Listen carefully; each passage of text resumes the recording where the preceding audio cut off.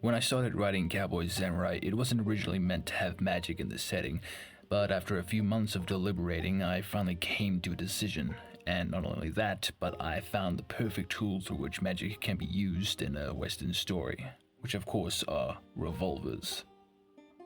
Now, obviously, this needed to be justified in a logical and believable way, so I had to go through a bunch of mental gymnastics, and I am quite happy with what I have thus far. To understand how the magic system works, we need to lay down some key definitions. Firstly is Ker, the actual magic energy itself. Think of it as pure potential energy. It can be anything from heat, sound, healing magic, gravity, light, and so on. Next is what the magic system is actually called, ciphery or ciphering. Ciphers are spoken words, sounds, written script, symbols, patterns, and even thoughts that can make Ker take on a specific form. Circuits are conductive material through which Ker moves. It is what connects ciphers together and can form a web of logic for a complex spell.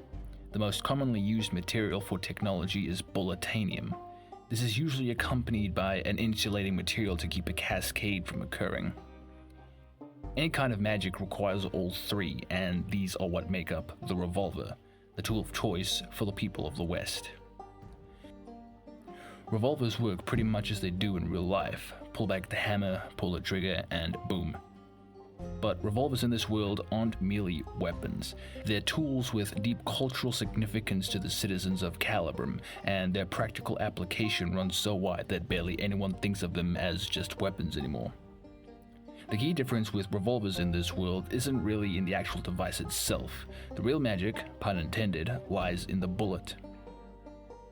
Rather than a metal projectile being propelled by a small explosion, these bullets are small batteries of Ker that, when fired, release a focused bolt of energy. They are anything but disposable, and some bullets are as old as the concept itself. They can be reused indefinitely, assuming proper care and maintenance is done to keep them working. The bullet is comprised of 3 to 4 parts: the focusing lens, the core, and the primer.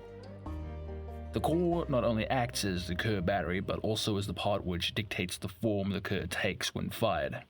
It is typically inlined with fine ciphering and circuitry which gives the bullet an effect when fired. But experienced cipherers can conjure their own ciphers and even supply Ker to the weapon in real time, so they use non-ciphered bullets called blanks. Most gunslingers who graduate into the use of blanks typically stick to one school of ciphery anyway, but some are able to go beyond this and master multiple. Now let's get into the specifics of the bullet. The firing process. First, the firing pin strikes the hammer.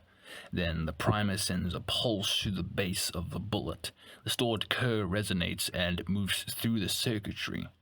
The Ker is focused through the lens and a bolt is fired, and then the cylinder revolves. Now you may be wondering, why a revolver specifically?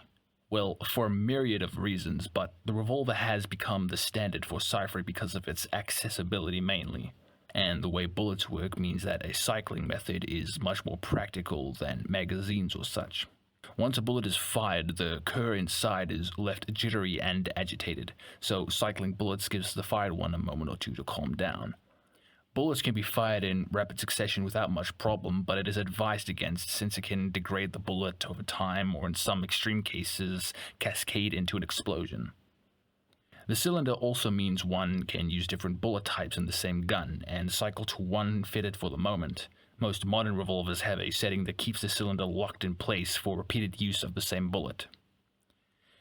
Revolvers are unique to their wielder. They are each produced by a trained gunsmith and are often modified to suit the slinger's needs. Most men receive their first revolver at the age of 16, and it soon becomes like a natural part of them, and they may find themselves further modifying it to suit their specific needs. Some of the most ornate and powerful revolvers, for example, can be found wielded by the Inner Chamber, elite warriors who not only carry the most finely crafted equipment in Calibrum, but are also cipherers and slingers of the highest order.